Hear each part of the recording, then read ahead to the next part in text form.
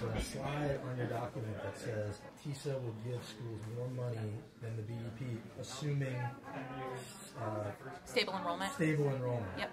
So now that it seems like there's a lot of money attached to the kids, more money is theoretically attached to kids. Sure. If charter schools flood the state, more money will theoretically follow the kids to charter schools. So can you reassure people who value traditional public schools that this whole formula won't actually lead to less money in the long run for public schools? Yeah, absolutely. And so if there's two parts to the stable enrollment. One is that we've seen a number of districts that have seen declined enrollment as a result of the pandemic. That has traditionally been because parents have decided to homeschool in those couple of districts where we've seen that ongoing decline, predominantly in very rural communities. For public charter schools, the process does not change, and it is completely separate from the Department of Education. So anyone who wants to submit a charter school application would go through that local school district, and then in current law, if it is not approved, would escalate up to the Charter Commission. So if that happens under the BEP, those additional charter school students would generate funding in the BEP. If that happens under TISA, they would generate funding under the TISA. But the two are completely separate from one another. Okay, but when you say that charter schools are separate from the Department of Education, that seems to conflict with Governor Lee standing there just now and saying charter schools are public schools. Doesn't the Department of Education deal with public schools in Tennessee? That's an oversight. I'm talking about authorization. The Department of Education is not part of that authorizing process to become a charter school. That is something that happens between the local districts and the Charter Commission. Our role for public charter schools is twofold. Number one is that we are required to produce a template application that all charter schools must use if they are applying to become a charter school. And then the second is we have accountability and oversight responsibilities. So we will generate an accountability report card every year, just like we do for any other traditional public school. That is the role the department has as it relates to charter schools. Okay, so let's talk about just about charter schools for a second, and not about the TISA thing.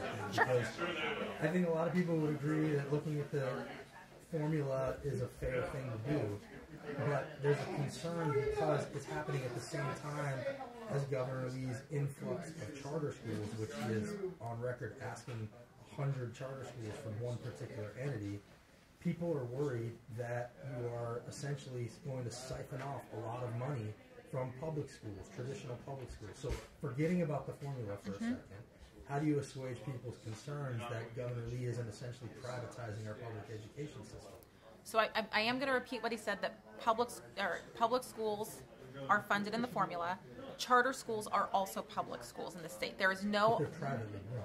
They are run by, they have to be, in the law, they have to be run by 501c3s. Yes, but they're still backed by private entities. Like, there's all kinds of hedge funds behind these things, and, you know, they get free, their real estate investments. So at the end of the day, you know, we all know that public schools, traditional public schools, are very different than charter schools, and people who are concerned about the health and well-being of traditional public schools are not buying the line that charter schools are public schools. And what I can say is that in the law, all of the charter schools in Tennessee have to be public schools. That is just part of state statute. I can appreciate genuinely that people are going to feel differently and have different opinions about public charter schools in general. Some people are supportive of public charter schools and other people are not. That is something that is a healthy and robust debate that needs to happen in K-12 public education. That is also going to be a debate that happens in the General Assembly.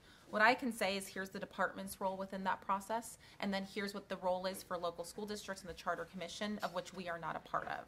Sure. And so that is, I hope that answers your question, but I can't address kind of philosophical differences. As a last thing, no, okay, sure. I appreciate it very much. Just as a last thing, sure. You know, I think part of the concern is that there is this connection to Hillsdale that seems to be somewhat personal. He's got a tie to Betsy DeVos. You know, Larry Arnn was governor, was Trump's 1776 commission. So it seems like what's happening is Governor Lee wants to bring in these ideological schools that people like the Moms for Liberty crew can then send their kids to on the public dime. Do you feel like people are valid in their concerns about that? I certainly am not going to speak for anyone's feelings and whether or not those are valid. Everyone is entitled to their opinion, their feelings, and certainly their voice in public education conversations. What I think is important is that everyone, even people who disagree, reasonable people can disagree about very significant issues. That is part of what is the beauty of our process, is that everyone's allowed to have a voice and share that voice. Certainly Governor Lee has a perspective. Other people might have different perspectives. The lawmaking process allows for everybody to have those discussions and to make decisions. That's why we elect our elected officials to do that. Sure, but the hard part is now locals have no say in it because they can get overruled by this state board. So you've got Williamson County, the school board came out and said, don't vote for this charter bypass bill. There's no local control anymore, and it just seems like everything is working hand in glove to defund our public schools. So I'm not even asking you to respond. I just want to say that to you. Sure. I appreciate the time.